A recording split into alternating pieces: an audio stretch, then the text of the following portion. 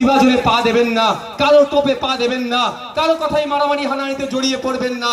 কারণ মারামারি হানাহানিতে জড়িয়ে পড়লে আপনাকে বসিরহাট কোর্ট আর বাড়ি করতে হচ্ছে। আপনার দাদুকে এতদিন বসিরহাট কোর্ট বাড়ি করেছে, আপনার বাবা বসিরহাট কোর্ট বাড়ি করেছে, আপনাকেও বসিরহাট কোর্ট আর বাড়ি করাচ্ছে।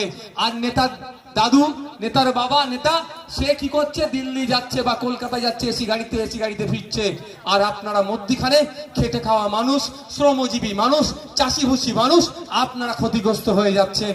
আমি অনুরোধ করব, মাইকের আওয়াজ অনেক দূরে যাচ্ছে, বিভিন্ন রাজনৈতিক দলের নেতারা আছে, আমি তাদের উদ্দেশ্যে বলবো, যদি সুকান্ত মজুমদার, দিলীপ ঘোষ, কুণাল ঘোষ এক জায়গায় বসে কেক কাটতে পারে, যদি সুজন চক্রবর্তী, কুণাল ঘোষ আরো বিভিন্ন দলের নেতারা, পার্থ চ্যাটার্জিরা এসি ঘরে বসে গল্প করতে পারে, তাহলে আপনারা এই টেন্ডার, এই এলাকার বুথ স্তরে কেন আপনারা অন্তত নন এসি চায়ের দোকানে